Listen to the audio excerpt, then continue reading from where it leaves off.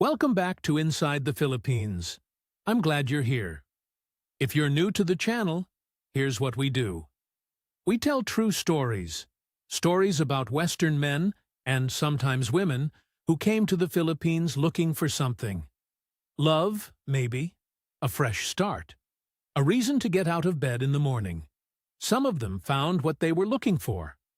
A lot of them didn't. And some of them found something they weren't expecting at all. Today's story comes from Ireland. From a quiet man named Brendan, 63 years old, retired carpenter, County Roscommon. The kind of man who spent his whole life building things that lasted. Solid man. Careful man. The kind who doesn't do anything without measuring it twice first. Brendan went to Cebu City about 14 months before we spoke to him. He'll tell you he went just to have a look. And maybe that's true. But somewhere between landing at Mactan Airport and boarding his flight home, something happened to Brendan that he's still trying to make sense of. This one is going to stay with you. Not because it's a horror story. It isn't, quite. But because Brendan is not a foolish man, and this still happened to him. And if you listen carefully to what he tells you, really listen, you might understand something about yourself that you didn't before you clicked on this video. Here's his story, in his own words. My name is Brendan. I'm 63 years of age, from a small town in Roscommon, and I was a carpenter for 40 years. Kitchens, mostly. Some fitted wardrobes, staircases when they came up, the odd bit of shop fitting. I was good at it. I don't say that to boast. I say it because it matters to the story. I was a man who knew his trade, who measured carefully, who didn't cut corners, and who could walk into any house in a 20-mile radius and point to work he'd done that was still solid 30 years on. I want you to hold on to that, because it becomes relevant later in ways I'm not proud of. Mered and I were married 31 years. We met at a dance in Roscommon town when I was 28, and she was 26, and neither of us was the dancing type, which is probably why we ended up in the corner talking about something else entirely. We built a life the way you build most things, slowly, carefully, with a lot of small decisions that seem unimportant at the time, and turn out to be everything. She arranged the kitchen the way she wanted it. Her mugs on the left, nearest the kettle. Her rosary on the windowsill above the sink where she'd see it every morning. We never had children, which was a sadness we carried quietly and stopped talking about because there wasn't anything useful to say. We had each other. We had the house. We had enough. She was diagnosed in 2019. Ovarian cancer, stage 3. I'm not going to spend a long time on this part because it's not what this story is about.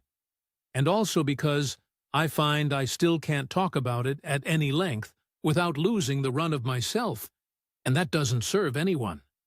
What I'll say is this: 3 years. That's how long it took. 3 years of driving to Galway for treatment, of hospital chairs that were never designed for sleeping in, of watching the woman you've shared your life with get smaller in ways that have nothing to do with weight. 3 years of being useful in every practical sense. The driving, the scheduling, the forms, the conversations with consultants, while being completely useless in the only way that mattered. She died in February of 2022. It was peaceful at the end. People always say that, as if it helps. I left the house the way she'd left it for 8 months. Her mugs on the left. The rosary on the windowsill. I ate toast for dinner more nights than I didn't. And I watched the television without taking in a single thing on it. And my sister Nuala rang from Athlone every Sunday to ask how I was getting on. I told her grand. She knew I wasn't, but she's Irish, so she accepted it. The question I hated, and Nuala wasn't the only one who asked it, just the most persistent, was whether I was seeing anyone.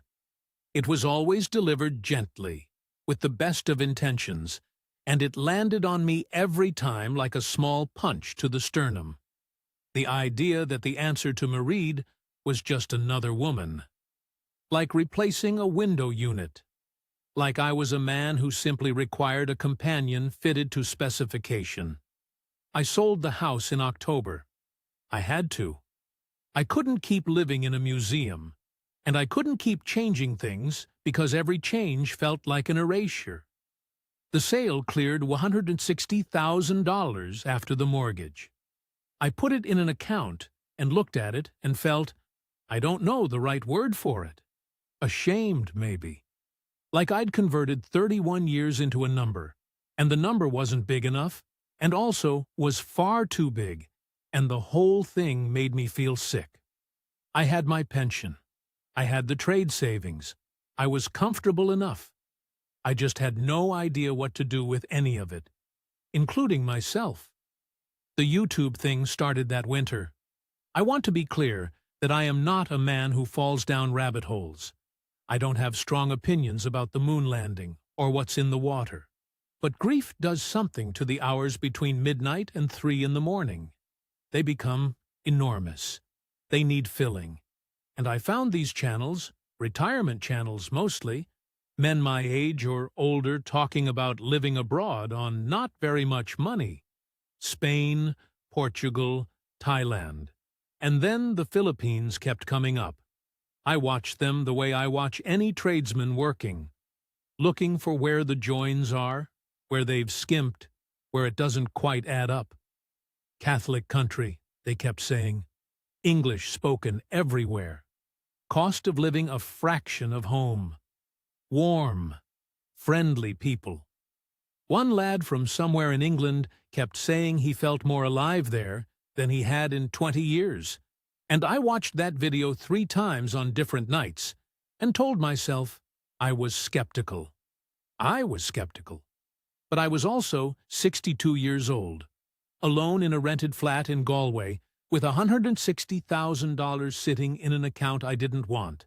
And the alternative was another winter of toast and Sunday phone calls and the space on the left side of the bed that I'd stopped being able to look at. I want to be clear about something before I go any further.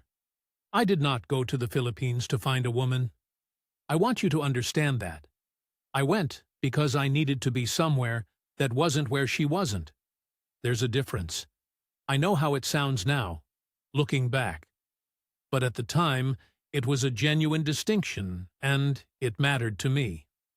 I booked 2 weeks in Cebu City, did my research the way I'd research any job, read what there was to read, watched more videos, found a reasonable guest house near the city center. I told Nuala I was going to have a look at Southeast Asia. She said, "Be careful of those women over there, Brendan." I told her not to be ridiculous. I believed it when I said it. That's the part 1 need you to understand. Every single thing that comes next. I believed it when I said it. I landed at Mactan Airport on a Tuesday morning in November, and the heat hit me coming through the doors like someone had opened an oven. Not warm, hot. A different category of thing entirely. I'd been in Lanzarote once, years ago with Mered, and I thought I knew what heat was. I didn't. This was wet heat. It got into your clothes, into your lungs, into the back of your throat. I stood outside the arrivals hall with my bag at my feet, and the smell of diesel and something frying somewhere, and 50 different conversations happening around me at full volume. And one thought, right. This is the opposite of Roscommon. Good. That was genuinely my first thought. Good. I took a grab car into the city. The driver had the radio on, some American pop song mixed in with Filipino adverts, and we crawled through traffic that had no apparent logic to it. Jeepneys painted in every color you could imagine, tricycles weaving between buses, motorbikes going places no motorbike had any business going. Overhead, wires crossing more wires between concrete buildings that were either half-built or half-fallen down, and you couldn't always tell which. It was chaotic in a way that was almost funny. I found myself looking at all of it with what I can only describe as relief. There was too much happening to feel anything else. The guest house was clean and adequate.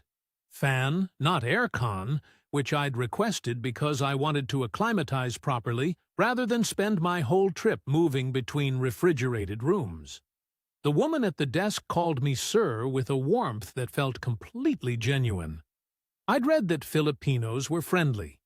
I hadn't quite understood what that meant until someone smiled at me like I was a person they were genuinely glad to see. I spent the first 3 days on my own. Walked down to SM City Mall, which is so large it has its own weather system. Had a San Miguel beer at a table outside, and watched the crowds move through and thought about nothing in particular, which was the most peace I'd had in 2 years. Explored Colon Street, the oldest street in the Philippines apparently, not that you'd know it to look at it now.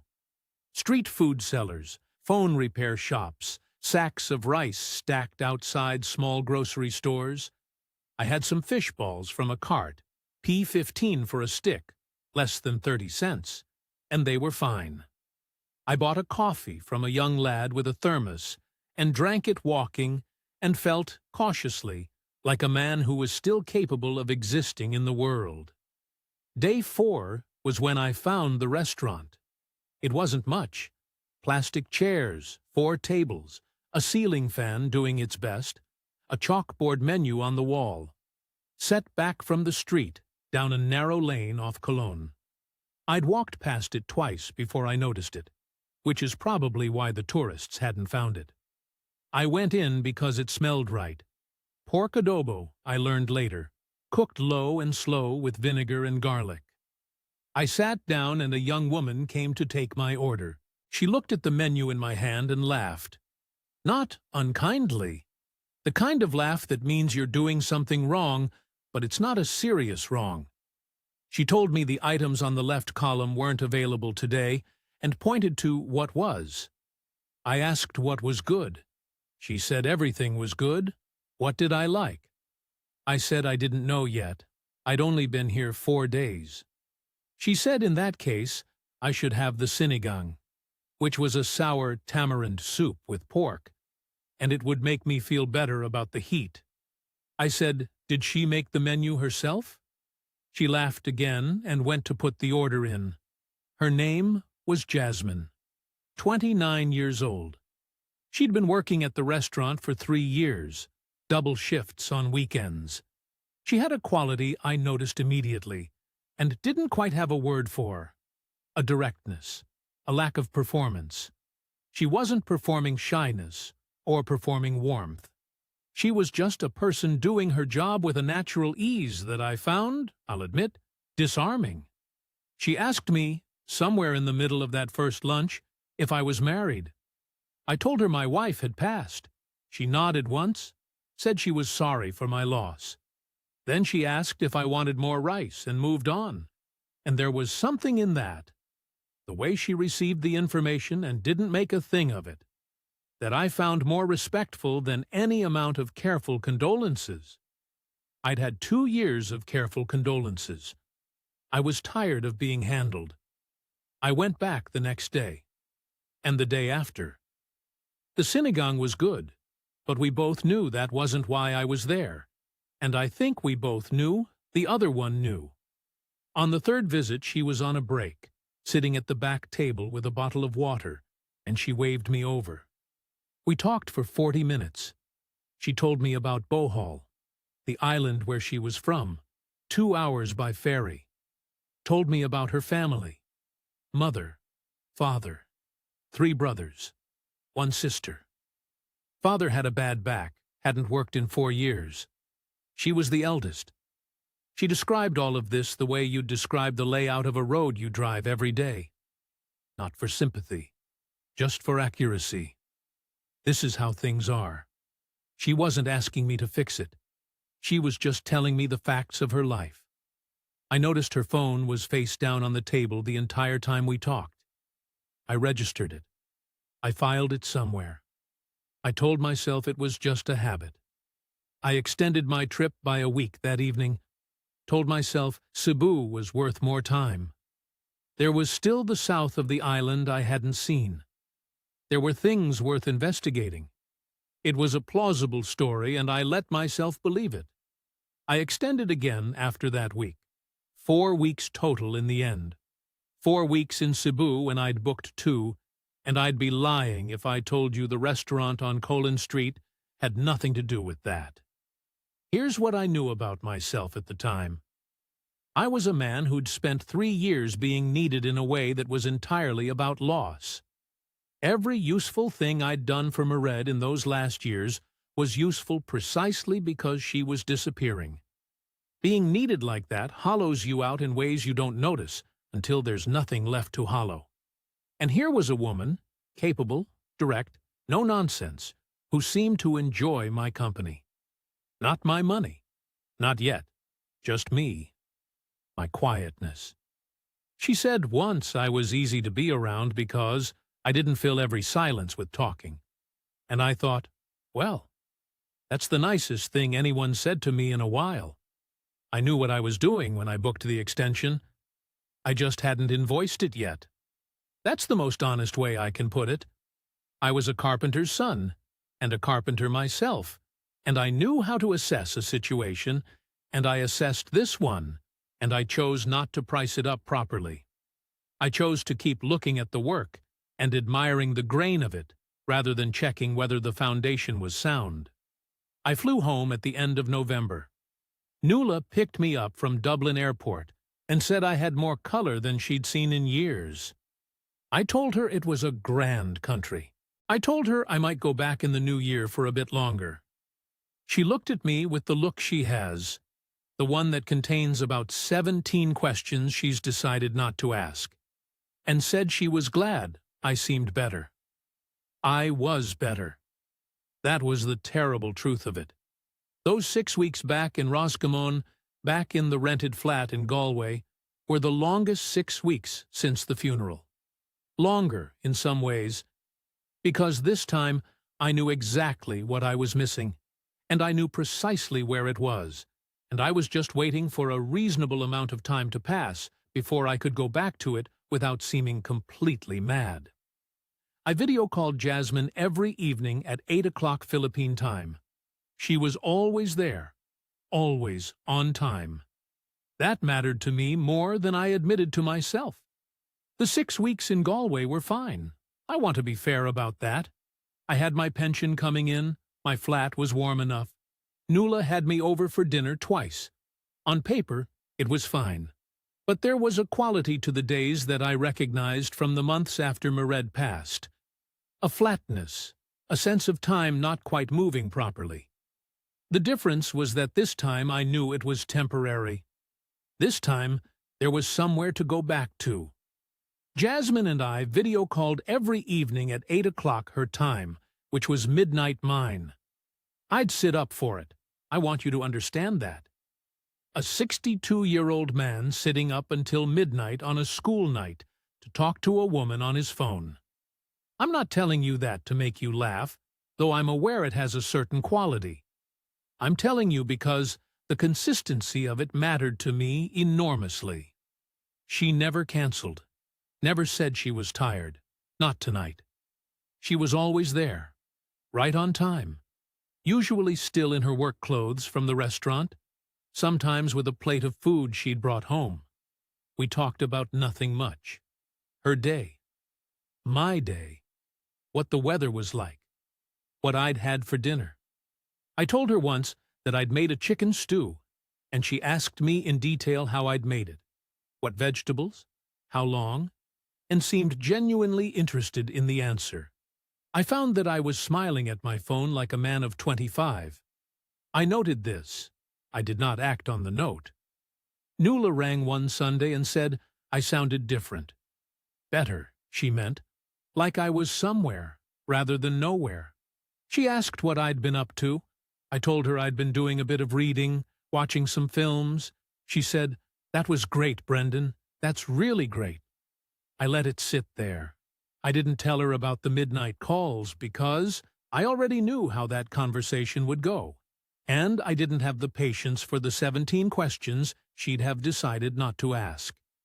A lad on an expat Facebook group, a fella from Cork who'd been living in Cebu for 3 years, walked me through setting up GCash. It's a Filipino payment app, like a bank account on your phone. Straightforward enough once you get the hang of it. Before I flew back, I sent Jasmine $8,000, about $130, just for groceries and expenses.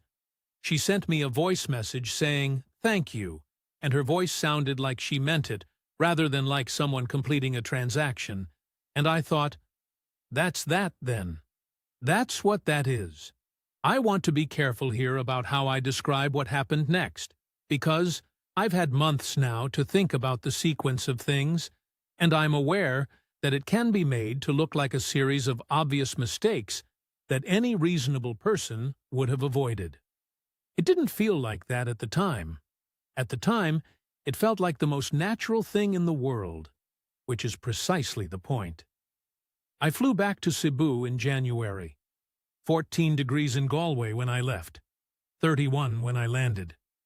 The taxi driver at Mactan had the radio on full blast and was singing along to something I didn't recognize. And I thought, right, good, here we go. Jasmine had found me an apartment while I was gone. Small place in the Mabolo area, 2 rooms, aircon in the bedroom, P18,000 a month, about 290. She'd negotiated it down from P22,000. She'd inspected it herself and sent me photos of things she didn't like. A damp patch above the bathroom window, a dodgy hinge on the kitchen press, and told me she'd asked the landlord to fix them before I moved in. He had. I looked at that and thought, this is what a partner does. This is what that looks like. We didn't have a conversation about what we were to each other. It just became understood, the way these things do when you're both adults who don't need everything spelled out. She stopped calling me sir. She'd called me sir at the restaurant, which had made me feel approximately 140 years old, and started calling me Brendan, and then just B, which nobody had ever called me in my life, but which I found I didn't mind at all. I met her friends over a few weekends, a small group of women she'd known since school, a couple of them also working in service jobs around the city. They were warm and funny, and treated me with a kind of gentle, cheerful respect that I think was partly cultural. The older man, the Kano, the guest, and partly just decent manners. I didn't feel like an exhibit. I felt like someone's person, which is a different thing entirely. She cooked for me most evenings when she wasn't working late. She cooked the way she did everything, competently, without fuss, without making a performance of it. Pork adobo on Tuesdays, because she made a big pot, and it kept. Pancit on Fridays. She told me once that her mother had taught her that a woman who can't cook is a woman who doesn't respect herself. And I told her my mother had said more or less the same thing, and she seemed pleased that we had that in common. By the start of month 3, the monthly support had become a regular thing. $25,000 a month, roughly $400, which I transferred on the 1st of each month. Jasmine had explained this to me, without being asked, during one of our evening calls before I'd returned. She said, "I want to be honest with you about how things work here. When a Filipino woman has a foreign partner, the expectation is that he supports her and helps with family expenses. Not because she can't work, she does work, but because that's how it's understood. Like an OFW husband sending money home from abroad." She said, "I'm not asking you for this. I'm just telling you what it means if we're serious." I found that refreshing. That's the word I used at the time, and I'll stand by it. I found it refreshing. There was no game playing, no pretending the financial dimension didn't exist. It was laid out plainly and I could take it or leave it. I took it because it seemed honest and because $25,000 a month was less than I'd been spending on the house in Roscommon some months just in heating bills, and because I was a man with money who was sitting next to a woman he cared about. And why wouldn't he contribute? Her father needed an MRI scan in month 3. His back had gotten worse, a disc problem, which explained why he couldn't work. The scan cost $42,000, about $670. She told me about it on a Tuesday evening, matter-of-factly, not asking, just telling me the situation. I told her I'd sort it. She said, "Are you sure?" I said, "Of course I'm sure. Have the scan done." She sent a photo of the appointment booking the next morning. I met her father a few weeks later, a quiet, dignified man in his late 50s who moved slowly and shook my hand with both of his.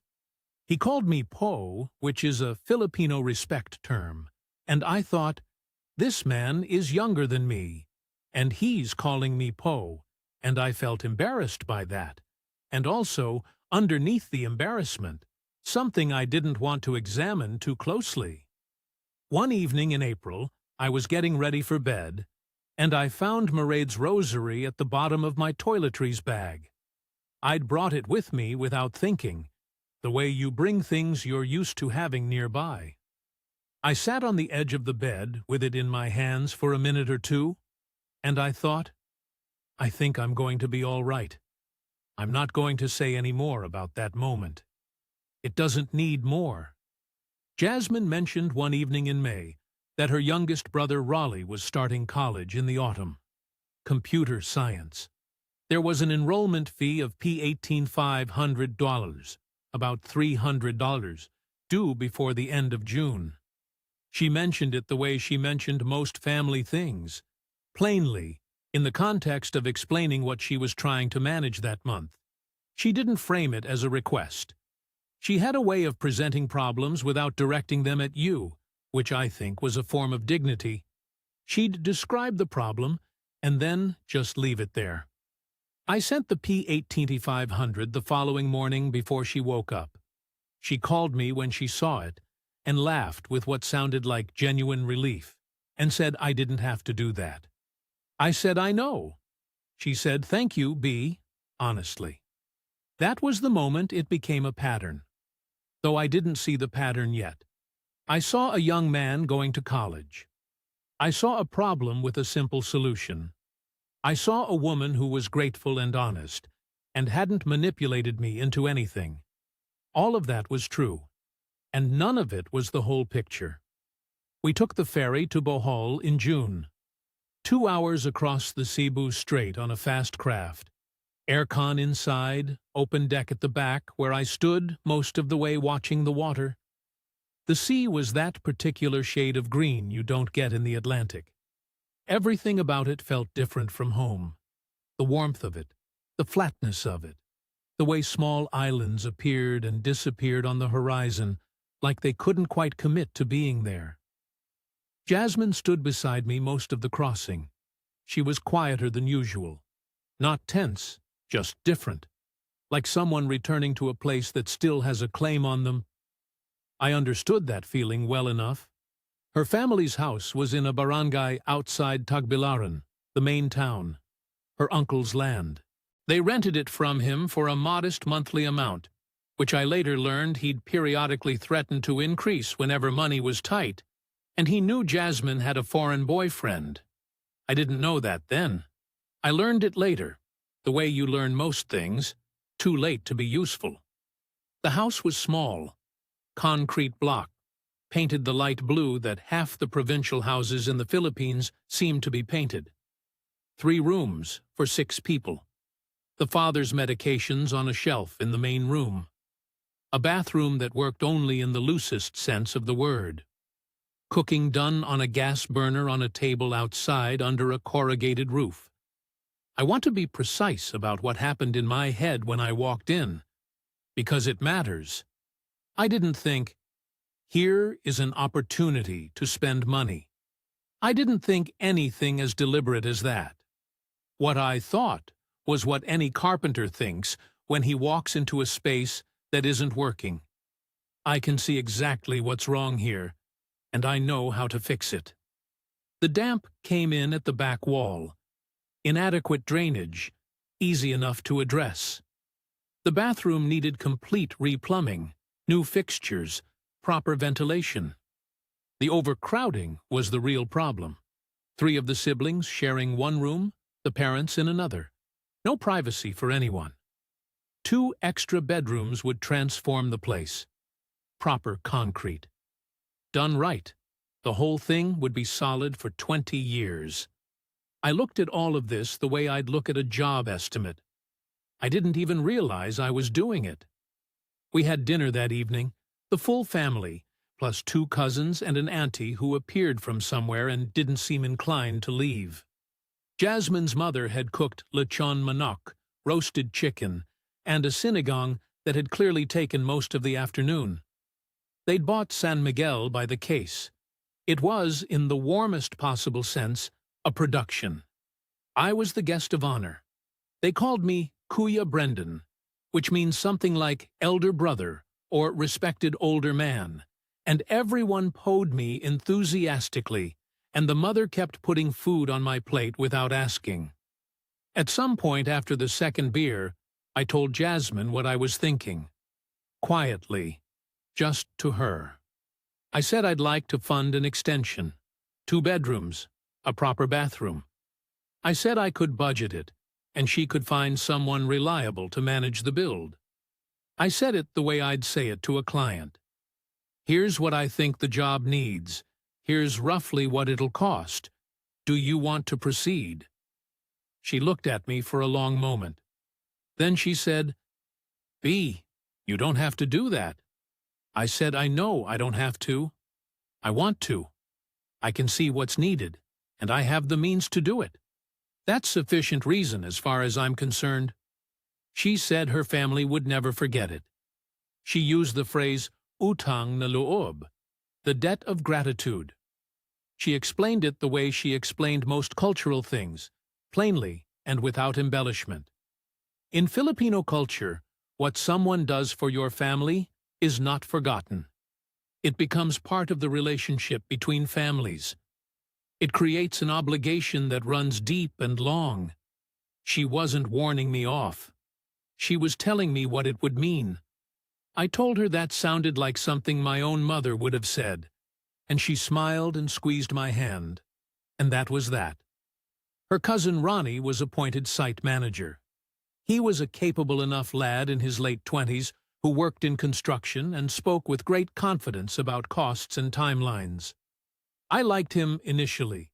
He had what I've since learned Filipinos call diskarte, a resourcefulness, a quick practical intelligence. What I didn't fully appreciate was that diskarte, applied to someone else's money and someone else's project, has a certain flexibility to it. I budgeted $380,000, roughly $6,100, which I thought was generous for a provincial extension of that size. I based it on what I'd read online from other expats who'd built or extended. I paid in tranches via GCash, $100,000 up front for materials, then tranches of $50,000 p $80,000 as work progressed. The calls from Ronnie started in week 3. Materials had gone up since the quote. The foundation had a complication. Soft ground on one side needed extra concrete. The labor costs had been underestimated. Each call brought a new number, always explained reasonably, always small enough individually to absorb without much argument. I asked for photos. I got photos, though always of the parts that looked good, I noticed later. I asked for receipts.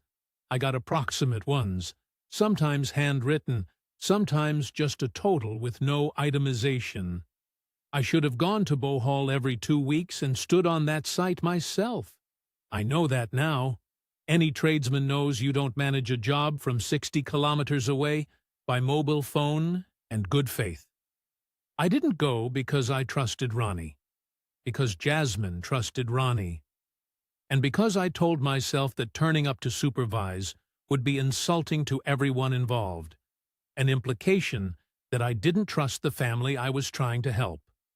That reasoning made complete sense to me at the time. I'm aware it doesn't look that way from the outside. The final bill was P610,000, about $9,800. The extension took 4 months rather than the projected 6 weeks. When I finally stood in it, I did a slow tour the way I do on any finished job, running my eye along the joins, checking the corners, testing the door frames. I'm not going to go into every detail, but I'll say this. The concrete work was sound, and the plumbing was functional, and the roof wouldn't leak. Those were the important things. The rest of it, the door frames that weren't quite square, the tiles set without a proper level, the internal joinery that looked like it had been done by a man who'd been told what joinery was, but hadn't personally met any. I looked at all of that and said nothing, because Jasmine's mother was crying in the new bedroom with her hands over her mouth, and her father was shaking my hand for a long time with both of his, the way he had when we'd first met, and the 2 youngest siblings were running in and out like it was Christmas morning. I stood there and felt something I hadn't felt since the last job I'd finished before I retired. Not happiness, exactly. Something more specific than happiness. Usefulness. The particular satisfaction of a man who has identified a problem, applied his resources to it, and watched the problem resolve. I want you to understand, this was the most dangerous moment in the entire story. Not the money I'd already spent. Not the monthly transfers. This moment, right here, standing in a room I'd funded in a country I didn't own a square inch of, feeling more like myself than I had in 2 years. That feeling is what bought everything that came next. We took the ferry back to Cebu that Sunday evening. The sun was going down over the water, and the sky was doing something extraordinary with orange and pink, the way it does in that part of the world without any apparent effort. On the boat, I told Jasmine I'd been thinking about staying permanently. Not visiting, staying. Sorting out a proper long-term visa, maybe an SRRV, which was a retirement visa that required a deposit but gave you indefinite residency. I told her it made sense. I had no reason to keep going back to a flat in Galway. She didn't say no. She didn't say yes. She changed the subject, asked me if I was hungry, whether I wanted to get food at the terminal. There was something in her face I couldn't quite read. A discomfort, a flicker of something that was over before I could identify it. I told myself she didn't want to seem presumptuous, that she was being careful not to push me toward a decision. I filed it with the phone, face down. I filed it, and I left it there, and I watched the sky go dark over the water and thought about nothing in particular. I was very good, by that point, at not thinking about things. By August, I had stopped thinking of myself as a visitor. I renewed my tourist visa extension at the Bureau of Immigration office on Osmeña Boulevard, a process that involves sitting in a queue for 2 hours to hand over forms and fees and be told to come back in 3 days, which is its own kind of Philippines experience. I could have looked into the SRRV properly, the retirement visa, which would have given me long-term legal residency.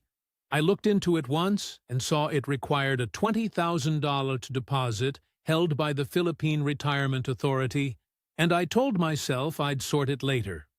I kept extending the tourist stamp instead, 30 days at a time, because sorting things later had become something of a habit.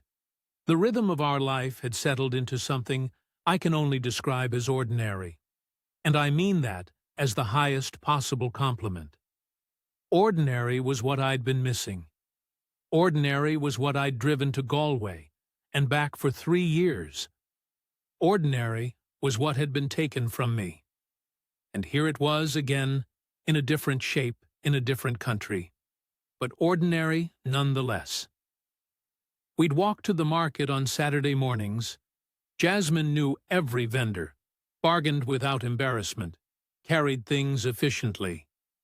We'd eat at a small place near the apartment on Sunday evenings, always the same table, always the same order, more or less. I'd read in the afternoons while she napped. She worked early shifts at the restaurant now, had given up the doubles. I'd started paying the apartment rent directly, rather than including it in the monthly transfer, which brought my actual monthly outlay to around $43,000 all in.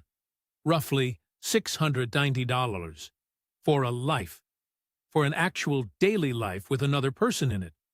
I told myself this was reasonable. I still think it was. I want to say something plainly before I tell you what comes next, because I think it matters for the full picture. That period, July, August into September, was the happiest I'd been since before Mered's diagnosis. I know how that sounds. I know it contains its own complications, and I'm not asking you to resolve them for me. I'm just telling you it's true. Because the story doesn't make sense if you don't understand that the happiness was real. It wasn't a con I was running on myself.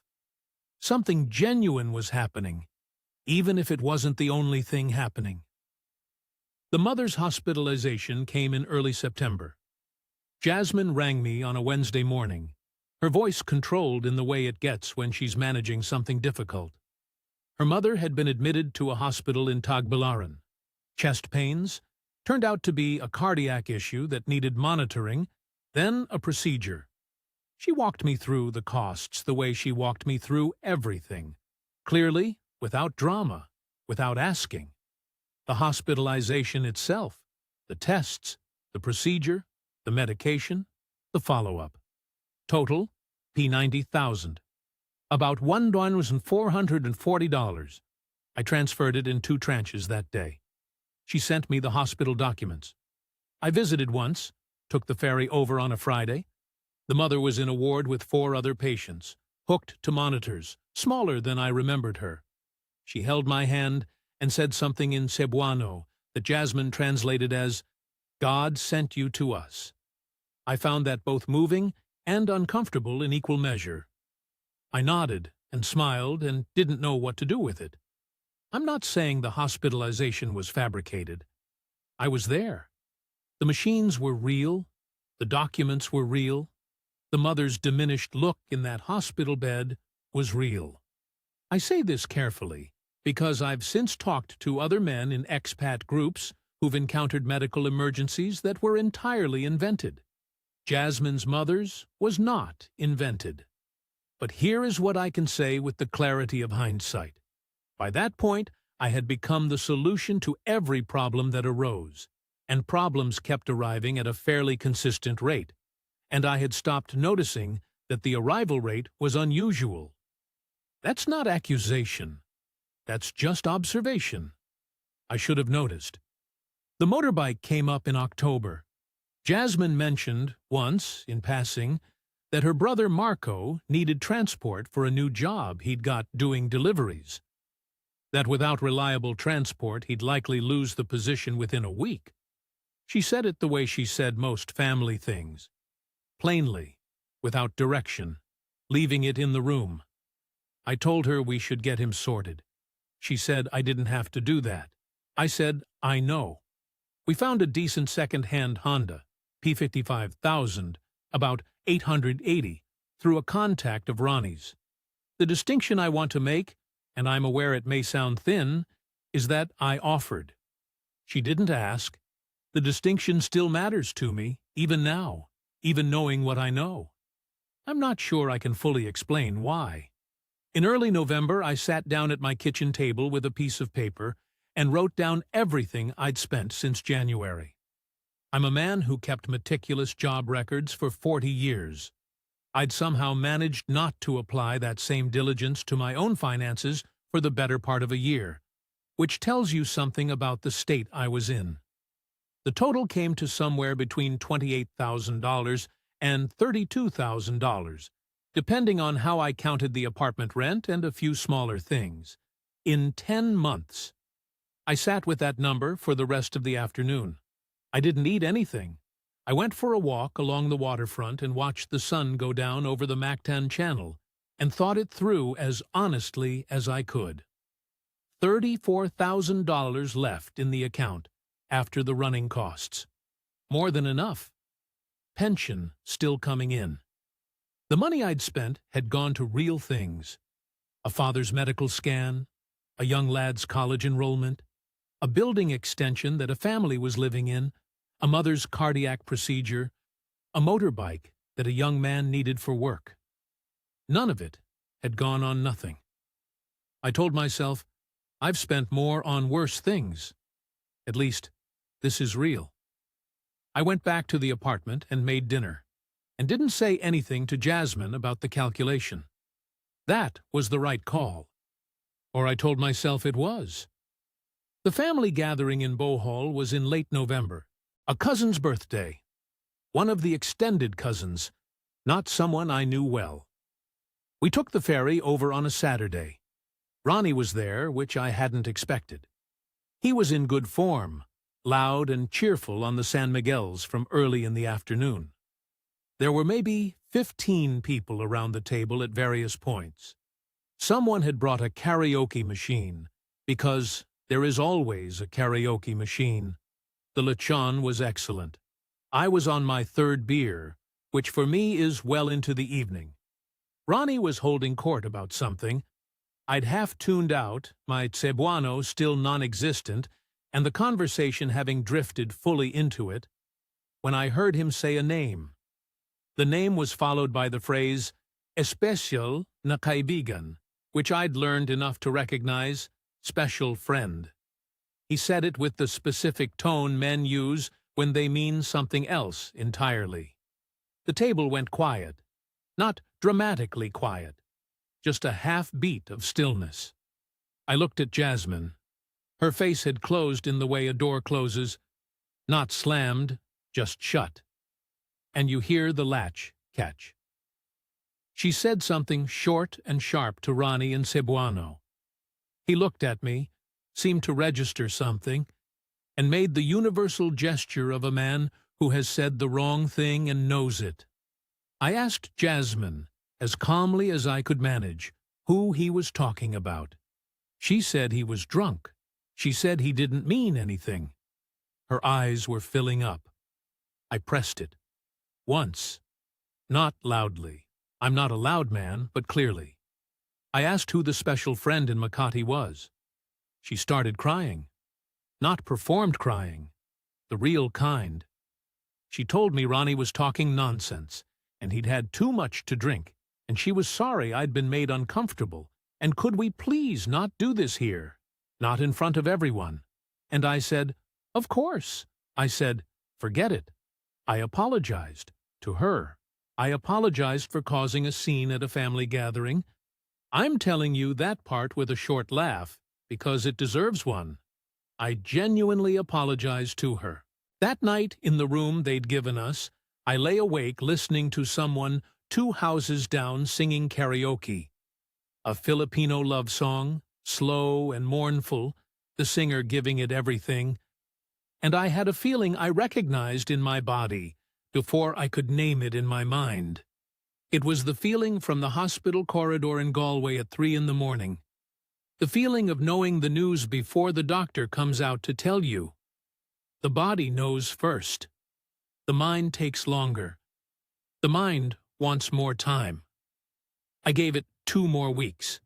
2 more weeks of watching the phone face down on every table. 2 more weeks of small inconsistencies I'd been filing away all year. Then I found her Facebook profile properly. I searched the name.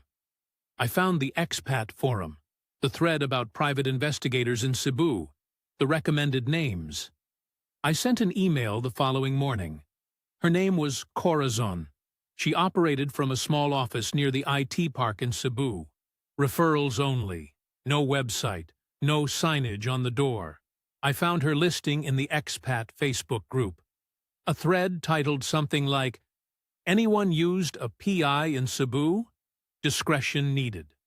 and there were 3 recommendations in the comments, all for the same woman. I sent her an email on a Monday. She replied within the hour. Professional, brief, no unnecessary questions. We met the following day in a small coffee shop on Salinas Drive. She was in her mid-40s, conservative clothes, reading glasses on a chain.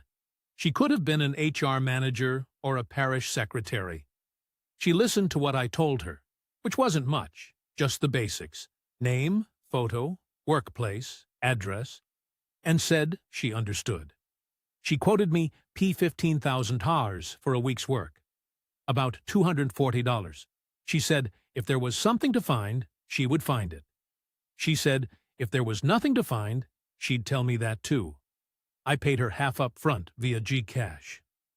The week passed in a particular way. Jasmine and I went about our ordinary life. The market on Saturday, the Sunday place, the evenings at home, and I watched her in a way I hadn't allowed myself to watch her before. She was unchanged, warm, practical, present. She laughed at the same things. She still cooked on Tuesdays and Fridays. She still left her phone face down. I had a thought during that week that I haven't been able to put down since. I thought, what if there's nothing in the report? What if Ronnie was drunk and careless, and there's nothing to find? And I've hired a woman to investigate someone I care about based on the mutterings of a man 3 San Miguels deep. I thought, I'll have to live with having done that. And I thought, I can live with that more easily than the alternative. The report arrived by email on a Tuesday morning. Jasmine was at the early shift. I was alone in the apartment. I made tea first. That tells you something about me, I suppose.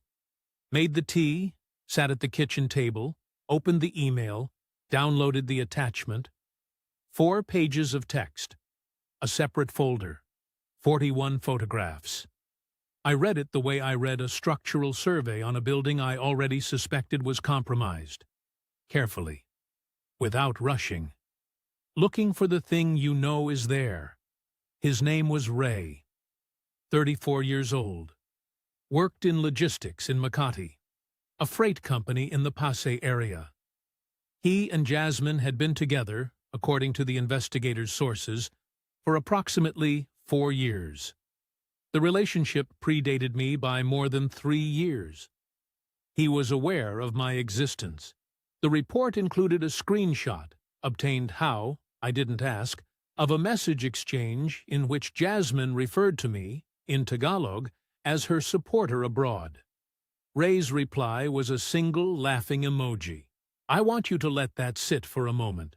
Not because it's the worst thing in the report, but because it's the most clarifying. A supporter abroad. That was the category I'd been placed in. The same category, it turned out, as 2 men before me. One Australian who had funded something, the investigator wasn't sure what, possibly a vehicle, possibly a small business, and one German who had sent money consistently for 14 months before the arrangement ended.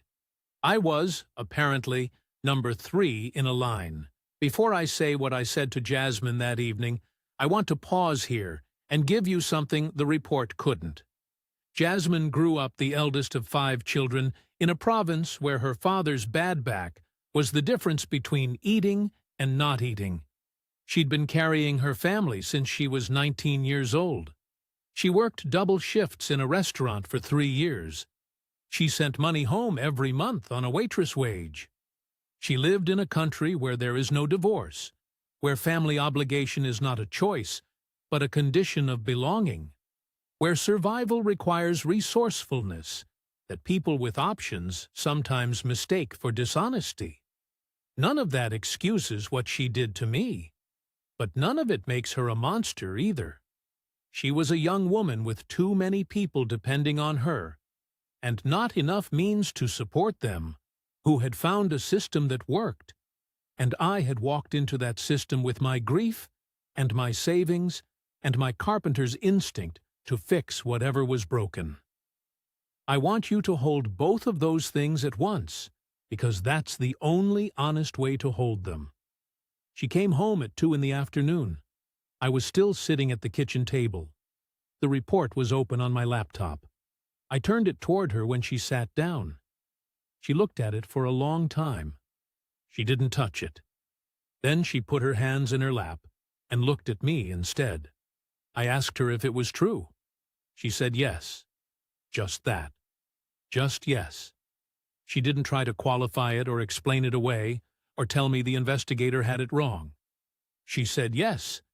And then she started to cry. And these were also the real kind, not performed, not strategic. Just the specific tears of someone who has been found out and knows that the finding out was inevitable and is in some complicated way relieved that it's over. She talked for a while about Ray, about how long it had been, about how she'd kept the two things separate in her mind because they served different purposes. She said Ray was the life she had here, the one that was real in the way she understood real. She said I was, she searched for the word. She said I was kindness. She said she knew that wasn't enough of an explanation. She said she was sorry, and she said it several times, and meant it each time, and I believe she did. She told me she had cared for me. I told her I believed that, and I do. I think she did care for me, in a way that was genuine, and coexisted with the arrangement, and was not cancelled out by it. I think human beings are capable of that, of holding real warmth and calculated arrangement in the same hand without either cancelling the other. That might be the most uncomfortable thing I've learned from all of this. I sat with it for a while. Then I told her to keep the motorbike. I told her to make sure her mother finished her treatment course. I told her the extension in Bohol was built, and that was that, and I wasn't going to make it complicated. She asked what I was going to do. I told her I was going to book a flight. One didn't say it dramatically. I'm not a dramatic man. I said it the way I'd say any practical thing that needed doing. I booked the flight that evening on my phone while she was in the other room. Dublin, via Abu Dhabi. 5 days out. I didn't want to be the kind of man who made it smaller than it was. By that I mean, I could have raged, could have demanded money back, could have made a scene, could have taken the kind of bitter wounded exit that might have felt satisfying for about 48 hours. I didn't want any of that.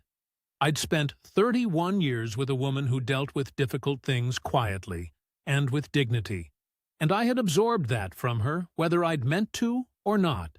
I wanted to leave the way Mareed would have wanted me to handle it. The final 5 days in Cebu, I kept to myself mostly. Walked the waterfront. Sat in the SM City food court, drinking coffee and watching people. Ate isaw from a street cart outside Colon one evening, and stood in the warm dark listening to someone's karaoke bleeding through a window somewhere above me.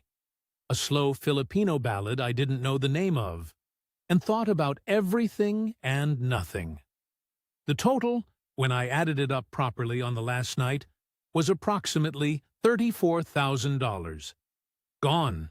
The extension in Bohol sits on land I'll never own. My name is on nothing. In the Philippines, a foreigner cannot own land.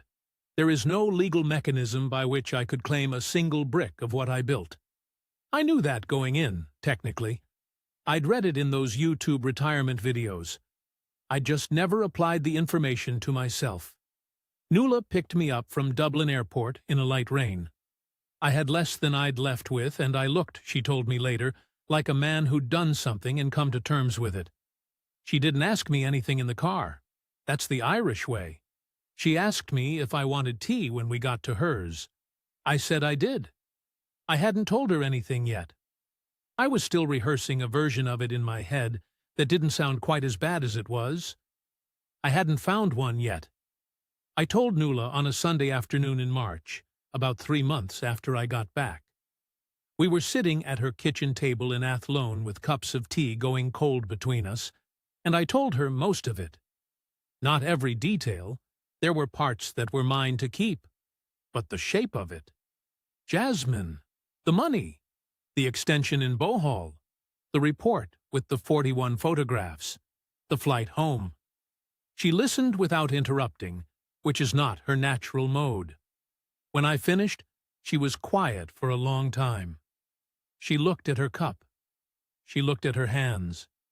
She said nothing. That silence. I've thought about it a lot since. There was no, "I told you so" in it. She never said those words, not once. But the silence contained them the way a wall contains the joinery behind it. You don't see it, but the whole structure knows it's there. I would have preferred the words, I think.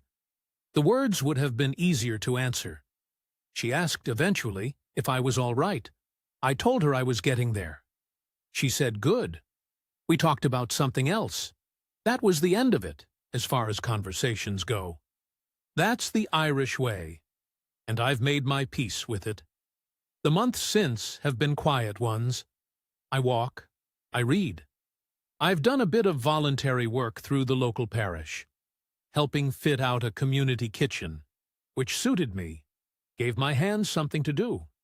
The pension comes in. The account is reduced, but not depleted. I am, materially speaking, going to be fine. I want you to know that, because I don't want this to be a story about a man who was ruined. I wasn't ruined. I was educated, at some expense.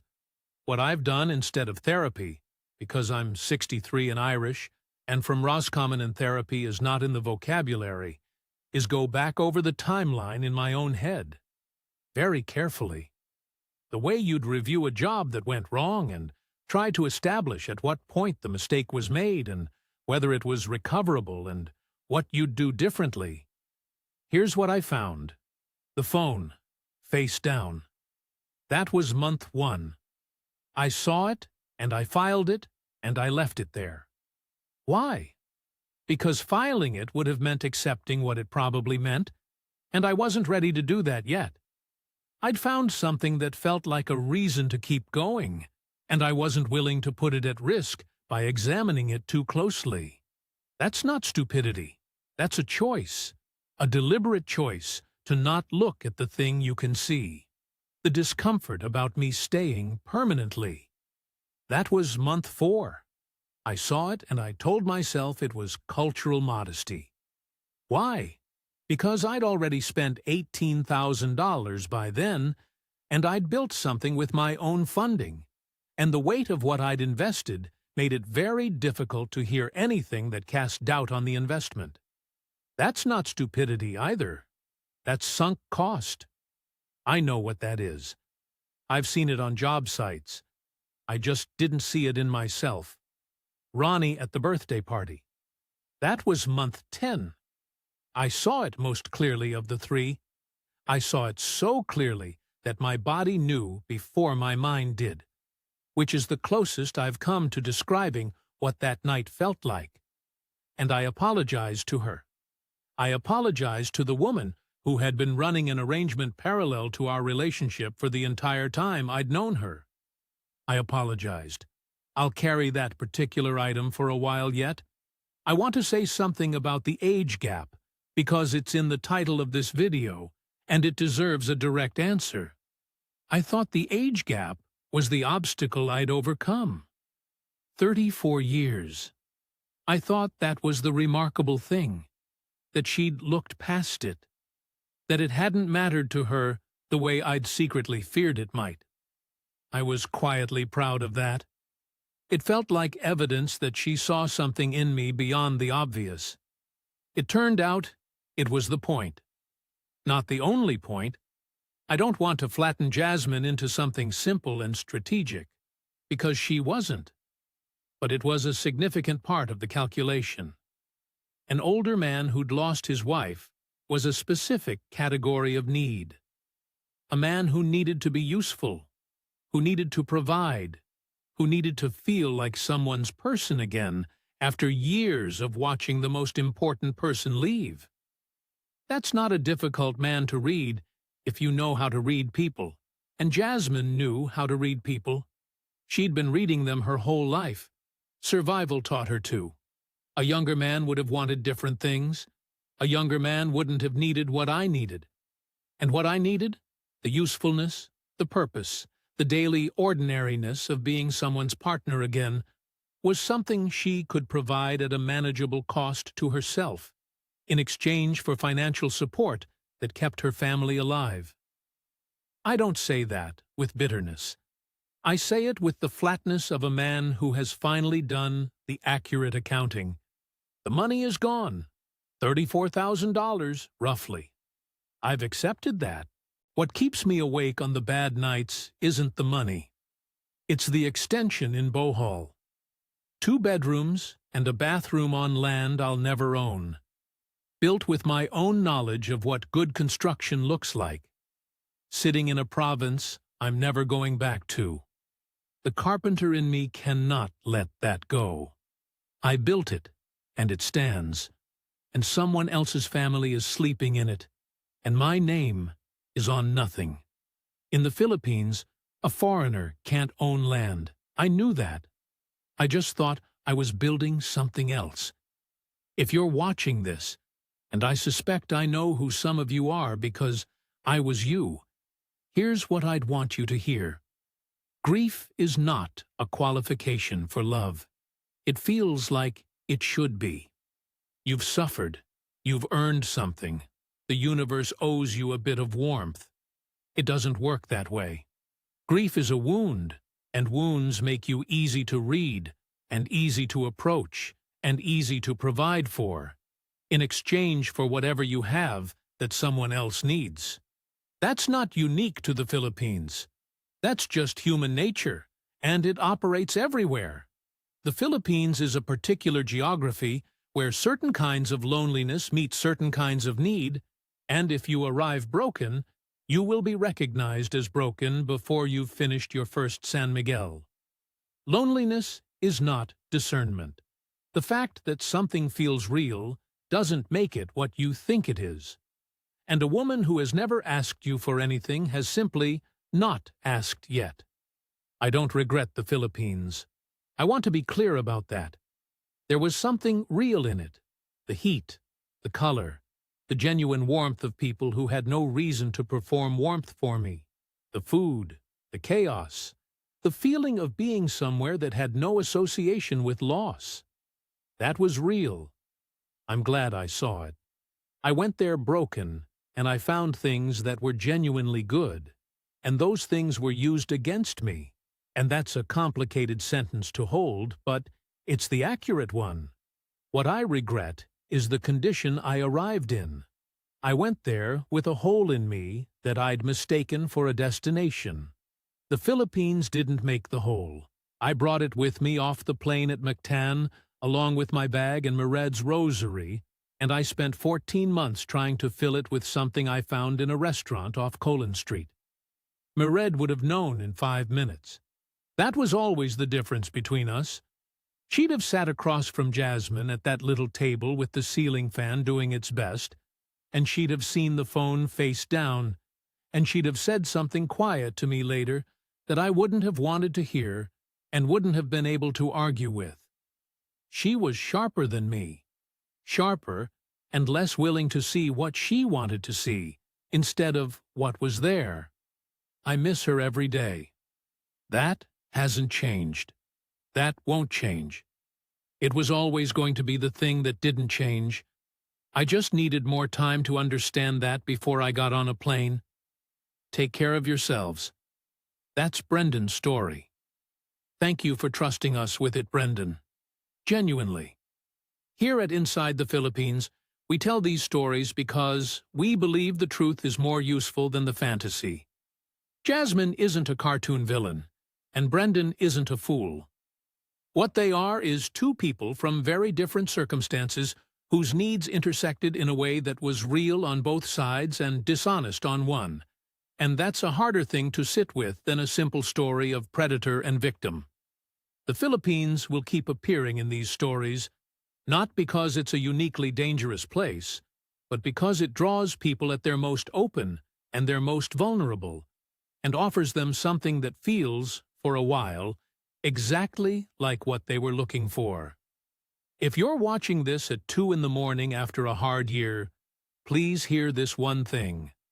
The Philippines is a real country, with real people who deserve better than to be someone's escape plan. Go there whole, or give yourself the time to become whole first. The warmth will still be there. The sinigang will still be excellent. The ferries still run to Bohol. Go whole. If this story helped you, or might help someone you know, please share it. Like and subscribe to Inside the Philippines for new stories every week. We'll see you next time.